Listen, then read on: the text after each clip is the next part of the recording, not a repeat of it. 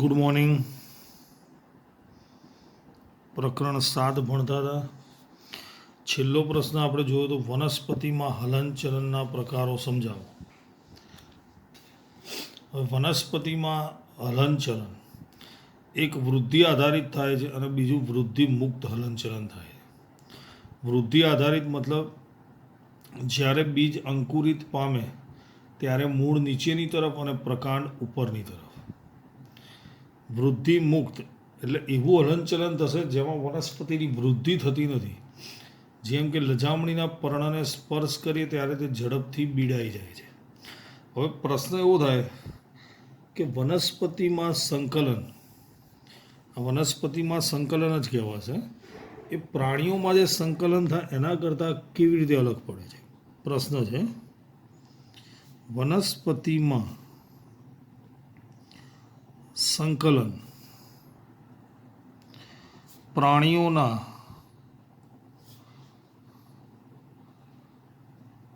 સંકલનથી કેવી રીતે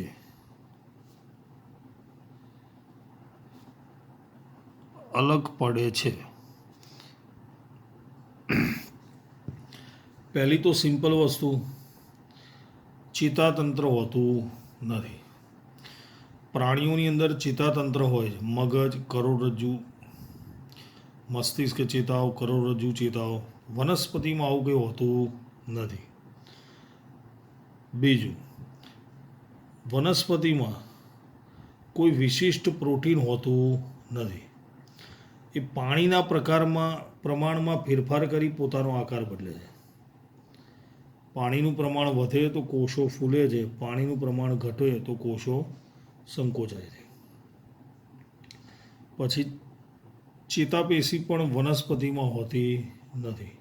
તો એની અંદર આ કાર્ય કોણ કરશે? તો એની અંદર એક કોષથી બીજા કોષથી વહન કેટલાક રસાયણો કરશે, જેને આપણે કહીશું અંતઃસ્ત્રાવ. શું કહીશું? અંતઃસ્ત્રાવ. તો પહેલું જ શું લખીશું?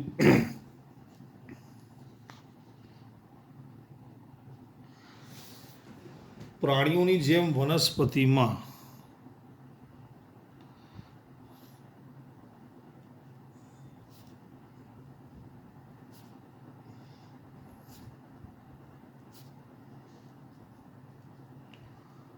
ચેતાતંત્ર હોતું નથી. બરાબર. પ્રાણીઓની જેમ વનસ્પતિમાં વિશિષ્ટ પ્રોટીન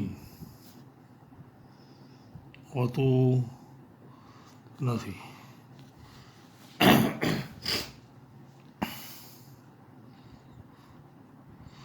વનસ્પતિમાં ચેતાપેશી હોતી નથી. ચેતાપેશીની જગ્યાએ શું હોય છે?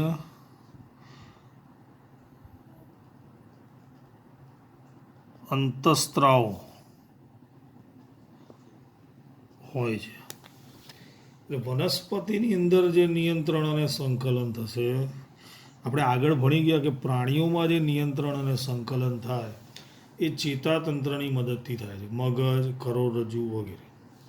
વનસ્પતિમાં જે નિયંત્રણ અને સંકલન થશે એ કોણ કરશે? અંતઃસ્ત્રાવ. કોણ કરશે? અંતઃસ્ત્રાવ. આપણે ઉદાહરણ જોઈએ લજામણીનું.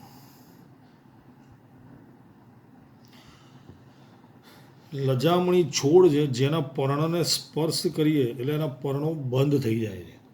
આવું થવાનું કારણ શું? તો આપણો પ્રશ્ન આ રીતે લખીએ: લજામણીમાં હલનચલન સમજાવો.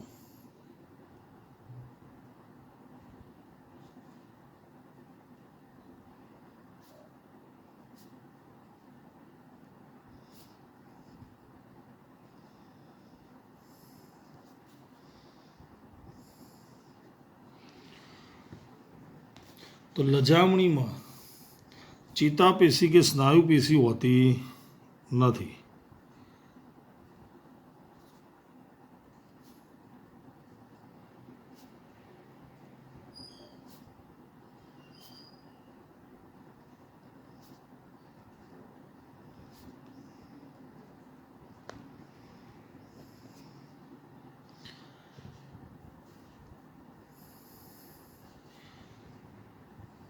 તેમાં વિશિષ્ટ પ્રોટીન પણ હોતા નથી. પાણીના પ્રમાણમાં ફેરફાર થાય છે અને તે ફૂલે કે સંકોચાય છે. તેમાં પાણીના પ્રમાણમાં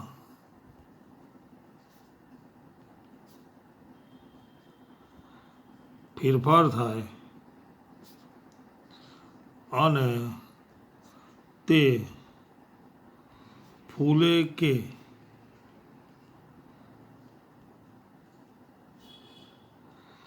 સંકોચાય છે. આવું આપણે આગળ ભણી ગયા છે. પર્ણમાં વાયુઓની આપલે કોણ કરે છે? વાયુરંધ્ર. એની ફરતે બે કોષો રહેલા છે, રક્ષક કોષો, જેમાં પાણી ભરાય આથી તે ફૂલે, વાયુરંધ્ર ખુલે. બસ સેમ એવું અહીંયા થશે. લજામણીના પર્ણમાં પાણી ભરાશે એટલે એ ફૂલે છે. ફૂલે મતલબ એના પર્ણ ખુલ્લું થાય છે. પછી જ્યારે આપણે એને સ્પર્શ કરીશું એટલે આપણા શરીરમાંથી ઉર્મિવેગ એની અંદર પસાર થશે. એટલે એની અંદર રહેલું પાણી બહાર નીકળી જશે. બહાર નીકળશે મતલબ પર્ણમાંથી પ્રકાંડમાં જશે. સમજ પડી? એટલે એનું પર્ણ બીડાઈ જશે. પછી ધીમે ધીમે ધીમે પાણી પાછું આવશે. એટલે પાછું એનું પર્ણ ફૂલી જાય છે. ખ્યાલ આવી ગયો?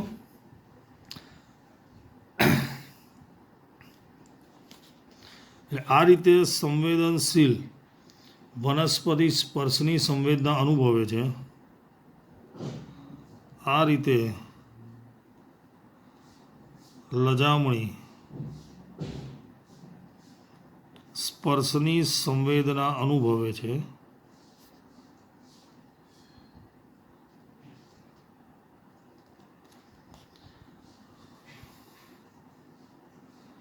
અને પર્ણોનું હલનચલન થાય છે. ખ્યાલ આવી ગયો? લજામણીમાં હલનચલન સમજાવો. તો એમાં શું લખીશું? ચેતાપેશી કે સ્નાયુપેશી હોતી નથી, વિશિષ્ટ પ્રોટીન પણ હોતું નથી, પાણીના પ્રમાણમાં ફેરફાર થાય છે અને હલનચલન થાય છે. કેવી રીતે થાય છે? તો કે એને સ્પર્શ કરીએ એટલે સંવેદના અનુભવે છે અને પર્ણો હલનચલન થાય છે. ખ્યાલ આવી ગયો?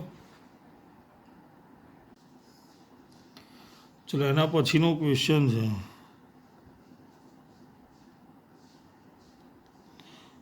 વટાણામાં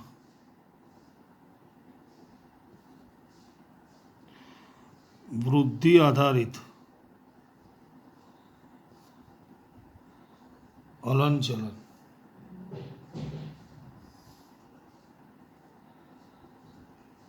સમજાવો.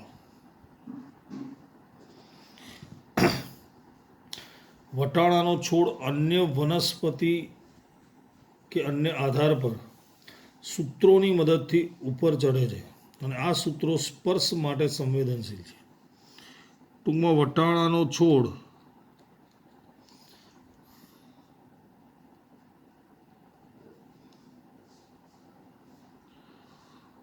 અન્ય વનસ્પતિ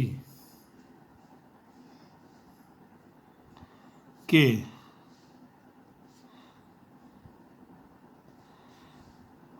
અન્ય આધાર પર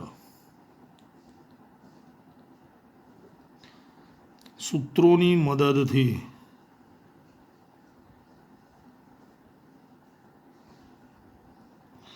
ઉપર ચડે છે.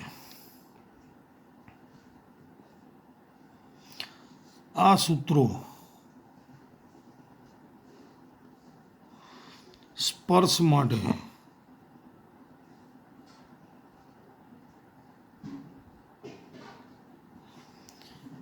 સંવેદનશીલ છે. સૂત્રો આધારના સંપર્કમાં આવે એટલે સૂત્રનો આધારના સંપર્કમાં રહેલો ભાગ ઝડપથી વૃદ્ધિ પામતો નથી, પરંતુ સૂત્રનો આધારથી દૂર રહેલો ભાગ ઝડપથી વૃદ્ધિ પામે છે. આ રીતે સૂત્રની લંબાઈમાં વધારો સૂત્રને આધારની ફરતે વર્તુળાકારે વીંટળાઈ જવામાં મદદ કરે છે. સમજ પડી?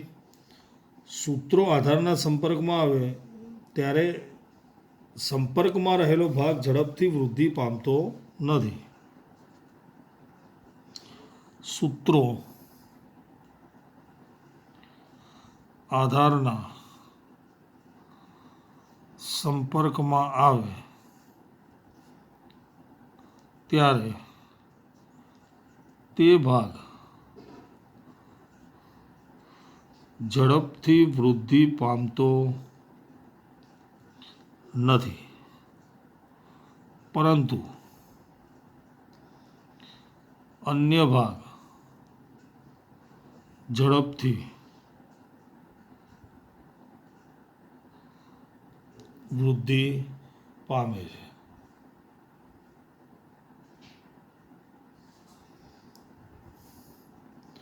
વટાણાના છોડની વૃદ્ધિ સદિશ છે.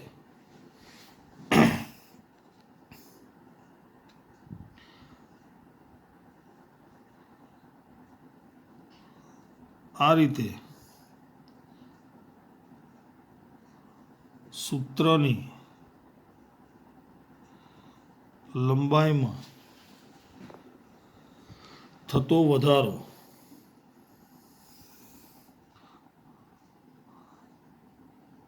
થતા વધારાને કારણે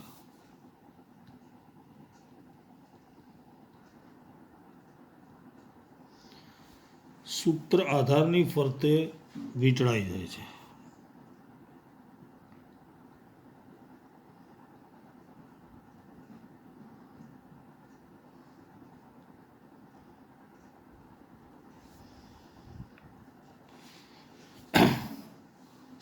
વટાણાના છોડની વૃદ્ધિ કેવી છે?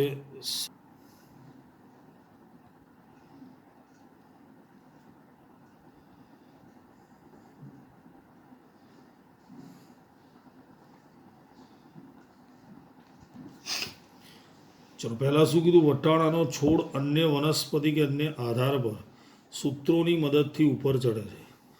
આ સૂત્રો સંપર્ક માટે સંવેદનશીલ છે. સૂત્રો આધારના સંપર્કમાં આવે ત્યારે તે ભાગ ઝડપથી વૃદ્ધિ પામતો નથી, પરંતુ અન્ય ભાગ ઝડપથી વૃદ્ધિ પામે છે. આ રીતે સૂત્રની લંબાઈમાં થતા વધારાને કારણે સૂત્ર આધારની ફરતે વીંટળાઈ જાય છે. સૂત્ર એટલે જે તમે જોયું હશે વેલ, એની આગળનો ભાગ છે ગોળાકાર હોય છે, સ્પ્રિંગ જેવો હોય છે, એને આપણે સૂત્ર કહીશું. બરાબર?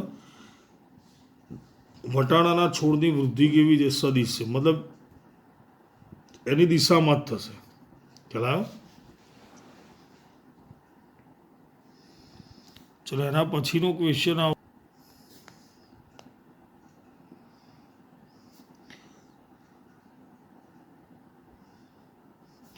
આવર્તન એટલે શું? ઉદાહરણ સાથે સમજાવો.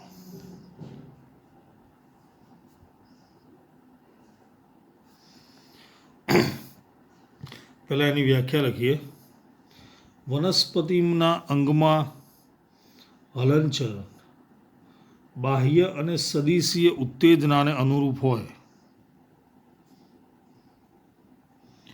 વનસ્પતિના અંગમાં થતું હલનચલન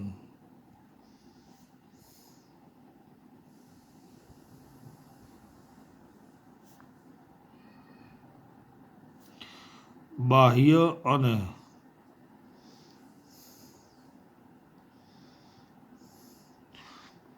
સદિશીય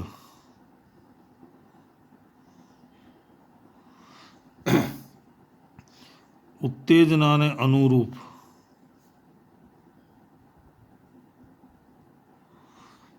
દર્શાવાય તેને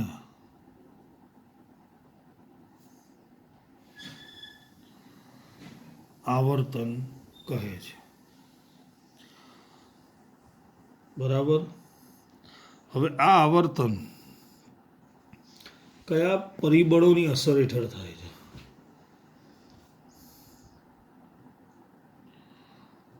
આવર્તન માટે પ્રકાશ, ગુરુત્વાકર્ષણ બળ, પાણી, ગુરુત્વાકર્ષણ બળ પાણી રસાયણ અને સ્પર્શને લીધે થાય છે. હવે આનો મતલબ શું થશે? આપણે આગળ જોયું કે એના સૂત્રમાં જે હલનચલન થતું, બે વસ્તુ જોયું આપણે, લજામણીવાળું જોયું અને વટાણાના છોડવાળું જોયું. એમાં લજામણીની અંદર કેવું હોય કે એના પર્ણને આપણે ગમે ત્યાં સ્પર્શ કરીએ પણ એના પર્ણો તો એક જ દિશામાં બીડાય. જ્યારે સૂત્રની અંદર કેવું હતું કે જે દિશામાં એનો સ્પર્શ થશે એ દિશામાં એની વૃદ્ધિ થશે. જેમ કે હું તમને પહેલું પ્રકાશવાળું ઉદાહરણ છે. કોઈ પણ છોડની વૃદ્ધિ પ્રકાશની દિશામાં થાય છે. સમજણ પડે છે? કોઈ પણ છોડની વૃદ્ધિ પ્રકાશની દિશામાં જ થાય છે. વનસ્પતિનું મૂળ ગુરુત્વાકર્ષણની દિશામાં જાય છે. મૂળ પાણી મેળવવા માટે ખૂબ જ ઊંડે સુધી જાય છે. સ્પર્શ તો આજે આપણે હમણાં ઉદાહરણ જોઈએ વટાણાના છોડવાળું, બરાબર. અને રસાયણનું ઉદાહરણ આવશે, ફલનની ક્રિયા જે થતી હોય છે એમાં પરાગ નલિકાની વૃદ્ધિ જે થાય છે એ રસાયણનું ઉદાહરણ છે. એટલે આ બધા જ જે મેં ઉદાહરણ આપ્યા એ બધામાં કેવું હોય છે કે આ જે પરિબળો આપેલા છે એની દિશામાં જ જશે. જ્યારે લજામણીની અંદર એવું હોતું નથી, એની દિશામાં થતું નથી. એટલે આપણે અહીંયા શું લખ્યું? વનસ્પતિના અંગમાં હલનચલન બાહ્ય અને સદિશીય ઉત્તેજનાને અનુરૂપ થાય.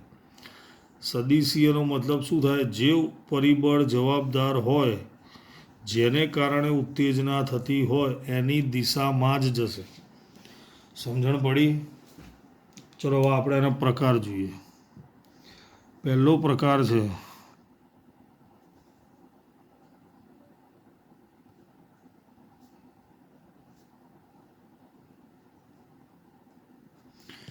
પ્રકાશાનુવર્તન. પ્રકાશની પ્રતિક્રિયા રૂપે વનસ્પતિના અંગોમાં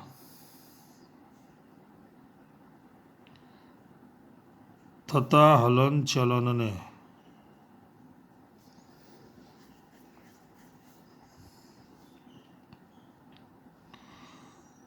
પ્રકાશાનુવર્તન કહે છે. હવે પ્રકાશની દિશામાં કયું અંગ જાય છે? તો કે પ્રકાંડ. તો એ ધન આવર્તન કહેવાશે. કેવું કહેવાશે? ધન. અને વિરુદ્ધ દિશામાં, પ્રકાશની વિરુદ્ધ દિશામાં કયું અંગ જાય? મૂળ. તો એને કહીશું ઋણ આવર્તન. શું કહીશું? ઋણ આવર્તન. સમજ પડી ભાઈ? એટલે પ્રકાંડ એ ધન પ્રકાશાનુવર્તન અને મૂળ એ ઋણ. ધન ઋણ સમજ પડી? પ્રકાશની દિશામાં જે અંગ જાય એ ધન કહેવાશે, એની વિરુદ્ધ દિશામાં જે જાય એ ઋણ કહેવાશે.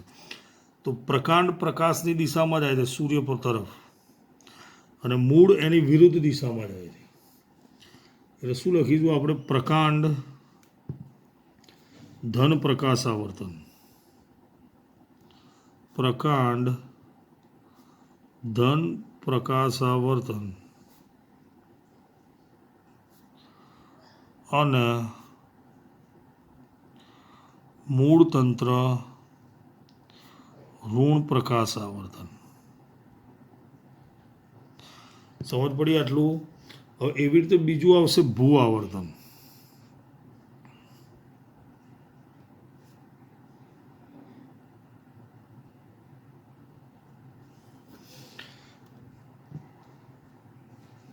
આના જેવી જ વ્યાખ્યા આવશે પણ પ્રકાશની જગ્યાએ શું લખવાનું? ગુરુત્વાકર્ષણ. ગુરુત્વાકર્ષણની પ્રતિક્રિયા રૂપે વનસ્પતિના અંગોમાં થતા હલનચલનને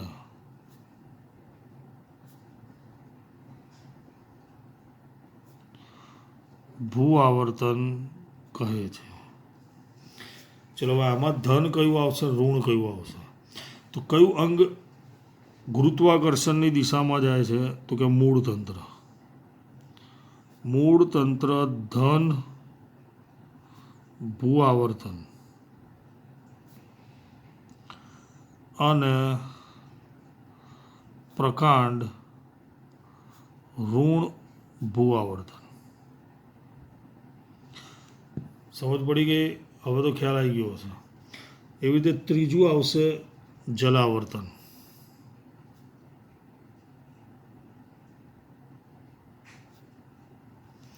હવે ગુરુત્વાકર્ષણની જગ્યાએ શું લખવાનું? પાણી. પાણીની પ્રતિક્રિયા રૂપે વનસ્પતિના અંગોમાં થતા હલનચલનને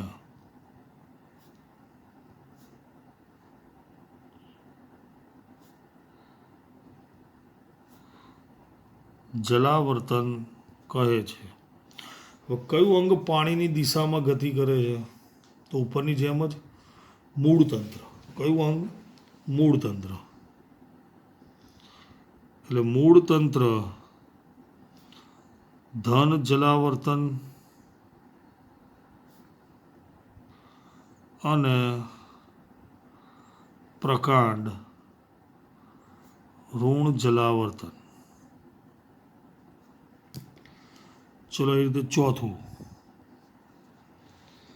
રસાયણાવર્તન.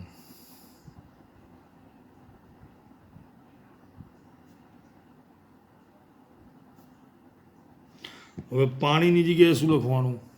રસાયણ. રસાયણની પ્રતિક્રિયા રૂપે વનસ્પતિના અંગોમાં થતા હલનચલનને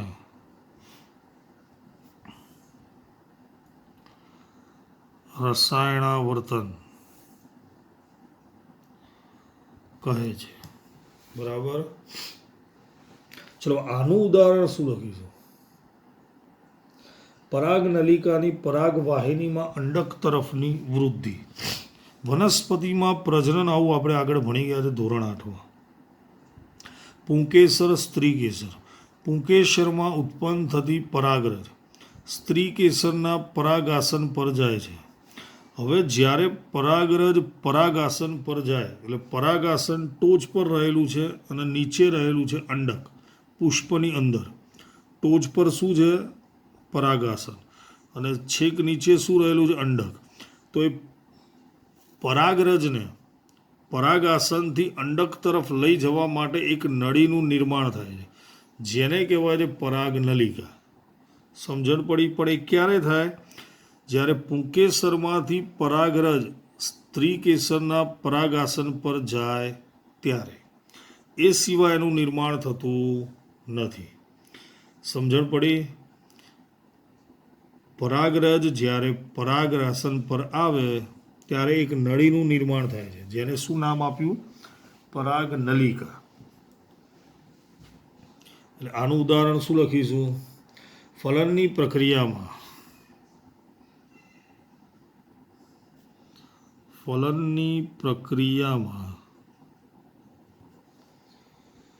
પરાગ નલિકાની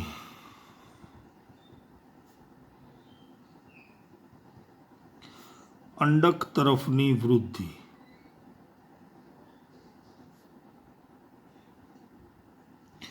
બીજું એક ઉદાહરણ છે જે ચોપડીમાં આપ્યું નથી પણ એને લખી શકાય કે જ્યારે અમીબાવાળો પ્રશ્ન આપણે ભણી ગયા. અમીબામાં પોષણ. અમીબા એક કોષી સજીવ છે એને કોઈ બીજું અંગ હોતું નથી. પણ ખોરાકનો કણ જોવે, મતલબ ખોરાકનો કણ નજીકમાં હોય એટલે એ ખોરાકના કણ તરફ ગતિ કરે. તો એને કેવી રીતે ખ્યાલ આવશે કે આજુબાજુમાં ખોરાકનો કણ રહેલો છે? તો એ રસાયણાવર્તનને કારણે એના શરીરમાંથી એટલે કે એક કોષમાંથી કેટલાક રસાયણો ઉત્પન્ન થાય, જેને આધારે નક્કી કરશે કે કઈ દિશામાં ખોરાક રહેલો છે, અને એ દિશા તરફ જશે, ખોરાકને મેળવશે, અને પછી આગળ આપણે જાણીએ છીએ શું કરે છે. બરાબર. મોસ્ટ આઈએમપી પ્રશ્ન આગળ ભણી ગયા છે અમીબામાં પોષણ. ચલો હવે સૌથી છેલ્લું,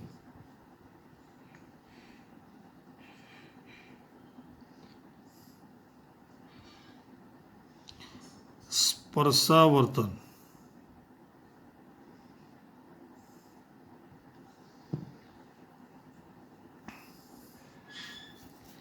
હવે રસાયણની જગ્યાએ શું લખવાનું? સ્પર્શ. સ્પર્શની પ્રતિક્રિયા રૂપે વનસ્પતિના અંગોમાં થતા હલનચલનને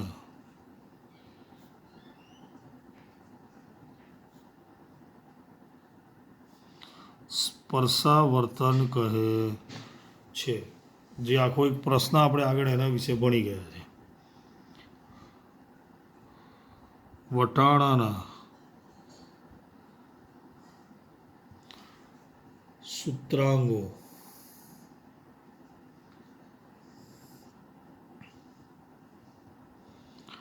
આધારની ફરતે વીંટળાય છે. હવે સ્પર્શ શબ્દ આવે એટલે આપણને એવું થાય કે લજામણીનું ઉદાહરણ લઈ શકાય? નહીં આવે. કારણ કે લજામણી, આપણે આ શું ભણી રહ્યા છે? આવર્તન. આવર્તન એટલે એવું હલનચલન, ફરીથી જોઈએ આપણે, આવર્તન એટલે એવું હલનચલન જે પરિબળોની અસર હેઠળ થાય, એ પરિબળોની દિશામાં જ હોય. ધારો કે પ્રકાશ, તો પ્રકાશની દિશામાં હોવું જોઈએ. ગુરુત્વાકર્ષણ તો એની દિશામાં, પાણી, રસાયણ, સ્પર્શ તો એની દિશામાં જ હોય, એટલે આપણે એને સદિશ કહીએ છીએ. તો એને જ આપણે આવર્તન કહીશું. એની દિશામાં ન હોય તો એને આવર્તન કહેવાશે નહીં. સમજણ પડી દરેકને? વનસ્પતિના અંગમાં હલનચલન બાહ્ય અને સદિશીય ઉત્તેજનાને અનુરૂપ દર્શાવાય તેને આવર્તન કહે છે. હવે પરિબળો કયા કયા છે? પ્રકાશ, ગુરુત્વાકર્ષણ, પાણી, રસાયણ અને સ્પર્શ. પ્રકાશની પ્રતિક્રિયા રૂપે વનસ્પતિના અંગોમાં થતા હલનચલનને પ્રકાશાનુવર્તન કહે છે. પ્રકાંડ ધન પ્રકાશાનુવર્તન અને મૂળ તંત્ર ઋણ. પ્રકાંડ પ્રકાશની દિશામાં હલનચલન કરે છે. એનું એક બીજું પણ ઉદાહરણ છે સરસ સમજવા માટે છે. એક કુંડાની અંદર આપણે છોડ ઉગાડ્યો છે, બરાબર. હવે એક કુંડાને આપણે બંધ કરી દઈએ, ઉપર બોક્સ મૂકી દઈએ. શું મૂકી દઈએ? બોક્સ. તો એને સૂર્યપ્રકાશ મળશે નહીં. સૂર્યપ્રકાશ નહીં મળે તો એની વૃદ્ધિ નહીં થાય. એટલે આપણે એક કામ કરીએ, આ રીતે બોક્સ હોય ને, એની સાઈડમાં અહીંયા છિદ્ર પાડી દઈએ, તો એને અહીંથી સૂર્યપ્રકાશ મળશે. તો આ છોડ હવે અહીંથી આમ બહાર નીકળશે. સમજણ પડ્યું? બોલે પ્રકાશની દિશામાં જ એની વૃદ્ધિ થશે. એ ગમે ત્યાંથી દિશા શોધી લેશે, જે દિશામાંથી પ્રકાશ મળશે એ જ દિશામાં જશે.